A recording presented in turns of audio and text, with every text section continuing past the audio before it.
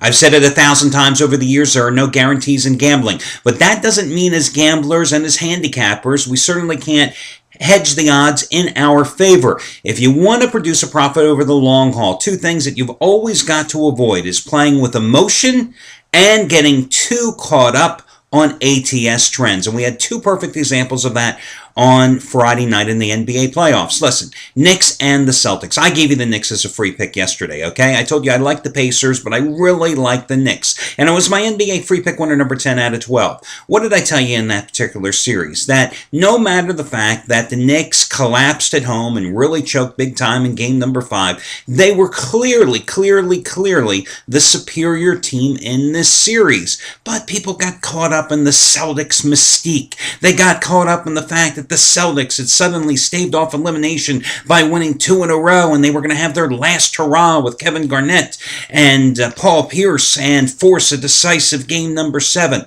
But the fact remained, at the beginning of this series and going into last night's game and at the end of last night's game, the Knicks were clearly the superior team. That the odds were that Carmelo Anthony was not going to have another third straight horrendous shooting night. The odds were that J.R. Smith was not going to have a second straight horrendous shooting night. And the Knicks rolled with ease. Now, the other thing that I wanted to talk about, ATS trends. Listen, when I was telling you last night that I like the Pacers and I hadn't lost a free pick in that Indiana-Atlanta series, I mentioned the fact that this home team was a perfect, 5-0 straight up in ATS in the series. But I really thought the Pacers were going to take care of business last night because I looked at the Atlanta Hawks all season long, and as I told you throughout the playoffs, they were a poodle when it came to rebounding the ball and playing tough defensively. And that even though Indiana had its problems on the road this year, and inconsistency has been a trademark of the Pacers, I thought this was a spot that Indiana was going to come through and deliver. And the Pacers certainly did. So many guys over the years I've seen, gamblers, just get stuck on, putting their faith in particular ATS trends. And I've always told you guys that if you show me 10 trends that support one side, I swear to God I can find 11 that support the other. Now, I'll be the first to point out occasionally cute little trends in my analysis and stuff. But listen, that's not what I'm formulating my picks on. That's not what I'm formulating my bets on. Trends are just trends. It's like I always hear in college football. I love the trends involving, I'll use a particular team, SMU. SMU is so-and-so against so-and-so versus the spread. Oh, really? What, are Eric Dickerson and Greg James still playing in the Pony Express backfield for SMU? Pittsburgh has done so-and-so against so-and-so. What, Dan Marino's still playing quarterback? I mean, they're cute. They're numbers. Numbers that can be twisted and turned better than your accountant at tax time. Okay? That's the thing. So, again, you have to avoid emotion. You have to avoid getting sucked into playing too many ATS trend type of games as well. Now, let's get to your Saturday card. All in all, though, I will say, Friday was a very productive one for the majority of the handicappers here at the site. Brian Rosica, good and bad news with Brian Rosica. Of course, yesterday for the second straight day, I used him as the half-price play of the day release. And for the second straight day, he delivered a 25-dime winner. And both times, those underdogs won outright using the New Jersey, still can't get it right, the Brooklyn Nets coming up with the outright win at Chicago on Thursday, and then a 25-dime winner on Indiana, outright at Atlanta last night, and today's got 25-dime winner number 11 out of 12 overall on Chicago and Brooklyn. $10 bettors up $12,680 since he made his debut here just about 3 months ago, back on February 5th. You'll notice there's been a big drop in that revenue. Remember, that also includes his 100-dime series loser on the LA Clippers against Memphis. Hey, Scott Delaney, I turned to him, and what a productive week Scott has had, because yesterday I used him as the $5 play of the week, and he delivered with the Padres as a $1.20 home dog against Arizona. So, since last Sunday, he has delivered a charity play of the week and 2 $5 play of the week winners. You've gotten 3 winners from him for, let's see, 80, 50, 130, 170 dimes worth of profit, and it cost you a whopping $10. And $10 bettors have now won $8,260 following Scott's advice over the past 5 months. Today, as 40-time NBA winner, number 4 out of 6 on the Bulls Nets. And remember, Scott Delaney, also one of the 2 handicappers here at the site that also has pay after you win plays as well. So that's something you might be interested in as well. They're not his highest rated premium plays, but he does offer them as well on a daily basis. So you might want to check out Scott Delaney there. Trace Adams is the other handicapper. Now, Craig Davis did lose his 75-dime play last night on the Hawks, but today, he's still going for winning day number 18 out of 27, and he's got that bread and butter play, 50-dime winner, number 23 out of 35, and 4th straight this week on Chicago and Brooklyn. He had 50-dime plays with Golden State on Thursday, Memphis, LA over the total on Tuesday, and the Hawks on Monday, and $10 better, still at $5,050 following his advice since November. Brad Wilton, second biggest basketball play of the postseason, goes once more tonight. A 60-dime play on the Nets and the Bulls.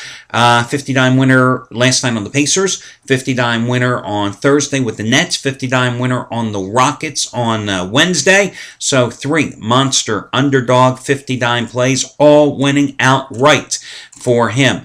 As for me, I cashed in with another 15-dime play yesterday, which matches the biggest play of my career in baseball as the Pirates delivered 3-1 over Washington. That was on the heels of hitting a 15-dime play, which you got as the $5 play of the day on Thursday with the Red Sox by a similar score at Toronto. Now 15-6 with these plays on the season, 9-2 since the past 2 Saturdays. And as I've told you, baseball is the easiest sport to make money in. It's always been my favorite sport. It has always been the sport where you can definitely get out of the gates quickly and maintain it. I know a lot of guys hang up their shingle after the end of the big dance, and they don't even handicap and release plays in the NBA playoffs, let alone baseball. Big mistake, because you make money in the summer in baseball, and then suddenly, when August rolls around for preseason football, you've got an accumulated bankroll. It's that easy. It's a tedious sport. One to follow, one to handicap, one to gamble on,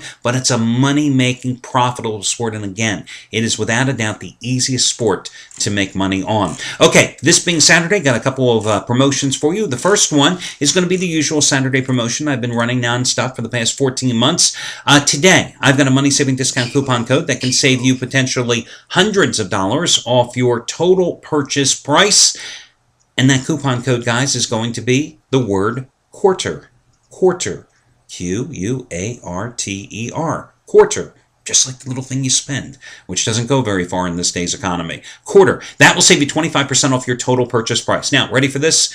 You should be, because you know what I'm going to say if you're a regular follower. Listen, guys, this is a mix and match coupon, which means you can buy any single or multiple handicappers plays today, and or any package plays from various handicappers, and you can save 25% off your total purchase price. The only exception is you've got to put everything in your shopping cart at one time in order to take advantage of the discount coupon. So, for example, and let's go with a couple of handicappers I mentioned to you already. Brian Rosica today costs $69.95. You could save 25% off your purchase price if you were interested in buying Brian Rosica's play today. At the same time, let's go to somebody else here. Brad Wilton today, Chicago and Brooklyn. He's got a side selection today. His price is $70. You can save 25% off your total purchase price if you wanted to get Brad Wilton's place. Scott Delaney. Let me use Scott Delaney's plays. I gave you his long-term numbers. Let's take a look at his discount packages. For example, you can get 30 days of a service, $459. You would be able to save 25% off the purchase of that package by using that coupon code. The key is, though, you got to put everything in your shopping cart at one time. You can't come in and buy Brad Wilton's play and then 3 hours later decide, oh my gosh, I want Scott Delaney's too. Everything in your shopping cart at one time, then use that coupon code QUARTER, Q-U-A-R-T-E-R, and that will save you 25% off your total purchase price for Saturday. And again, mix and match coupon, insider money move, individual handicappers, package plays, whatever you want.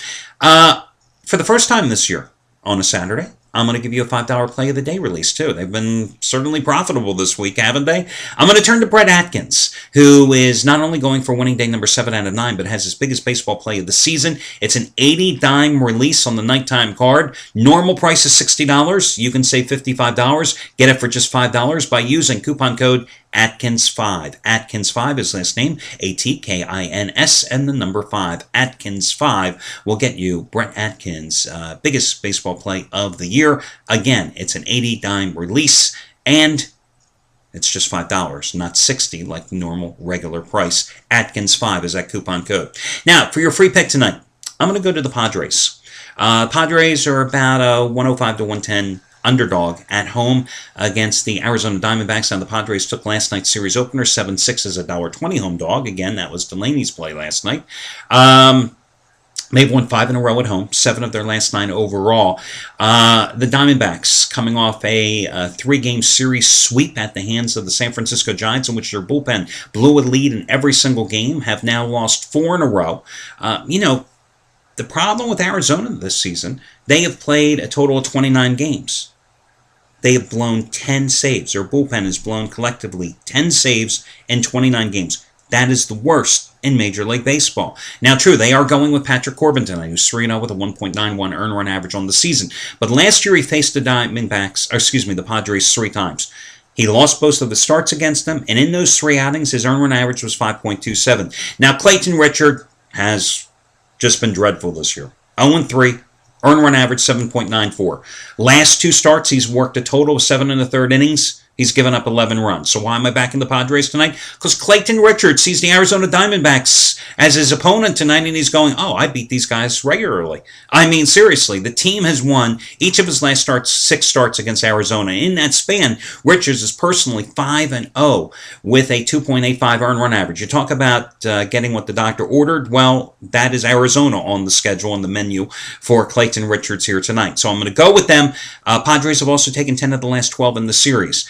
A brief word about the Nets Chicago Bulls. As I alluded to in yesterday's video report, Friday's video report, you had to be concerned that the Nets needed a miraculous finish and barely won at Chicago, despite the fact that the Bulls were without 2 starters and had a starting center playing on brittle feet, right? I mean, now you're asking me to lay big points with them at home. I guess from an investment strategy perspective, the Nets would be the smart play, maybe? I don't know, not for me. And listen, guys, I'm the guy who's just won 10 of his last 12 NBA free picks and gave you the Knicks last night and an opinion on the Pacers. Here's my opinion on this game. I have no opinion on this game. I mean, the Nets were in the position to take a commanding 2-0 lead in this series, and they blew it in game number 2 playing at home when everybody was healthy, right?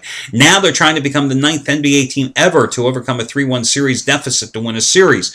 A positive for the Nets, their bench outscored Chicago's 27-7 on Thursday, but that's because Chicago hardly had much of a bench because most of the bench players were in the starting lineup because they had so many injuries. The flu has just run through this team. Brooklyn has had a double-digit lead in each of the last 4 games. Bulls 0-6 all time in Game 7 situations when played on the road. But boy, that's a big number. I mean, yes, I could see a big blowout. At the same time, I could see a low-scoring affair with the Bulls pulling off the cover. I'd like to give you a free pick, but as I said, I really just don't know which way to go in this game. That's why my best bet tonight is once again in baseball. That's why your free pick is on the Padres as well. Good luck, guys, and I'll catch you again on Sunday.